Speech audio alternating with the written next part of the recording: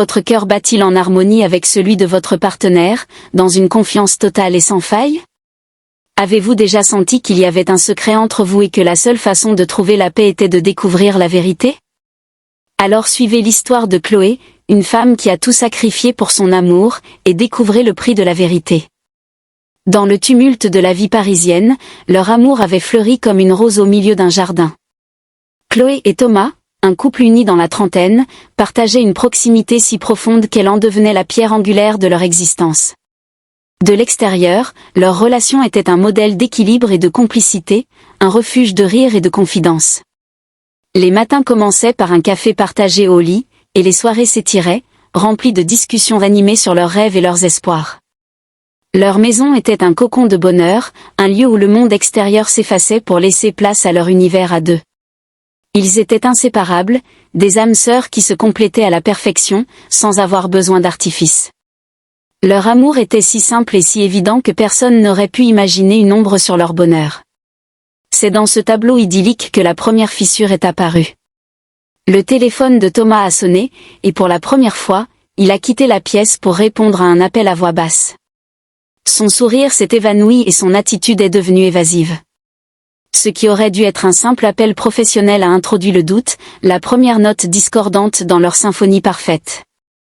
Leur vie, si entrelacée, ont soudain eu un secret, et elles sentaient le mur de séparation grandir entre eux. Peu de temps après, les absences de Thomas se sont multipliées, justifiées par un travail de plus en plus exigeant.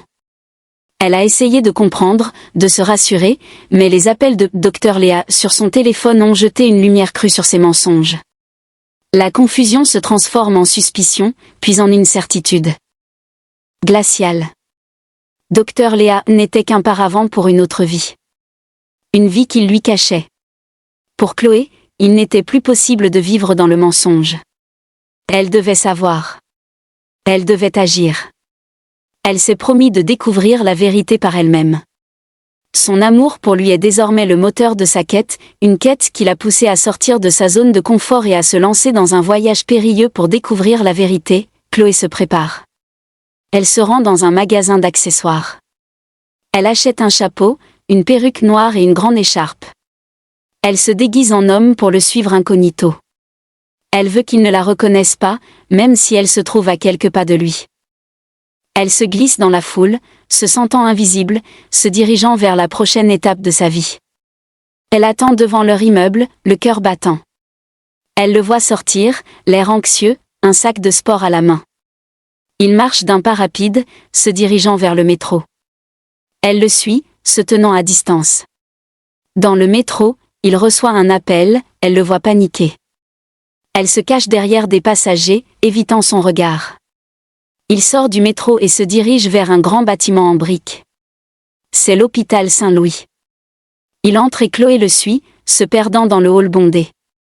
Elle trouve la salle d'attente et s'y installe, se fondant dans la foule. Elle attend.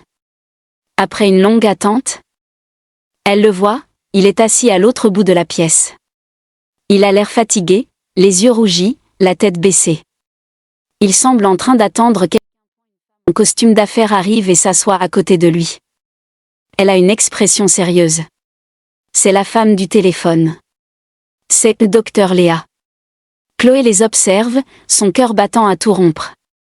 Elle s'approche d'eux, se cachant derrière un groupe de visiteurs. Elle entend une partie de la conversation. Thomas parle d'une situation stable et il pousse un soupir de soulagement. Elle les voit se lever, les mains moites. Elle sent la tension entre eux. Ils se dirigent vers l'ascenseur. Chloé les suit, se cachant derrière une grande poubelle. Chloé les suit jusqu'à la chambre d'un patient. Elle se fait passer pour une agente d'entretien et entre dans la chambre. Elle voit le lit, le vieil homme alité, le visage creusé. Il respire avec l'aide de tubes. Chloé se fige, les larmes aux yeux.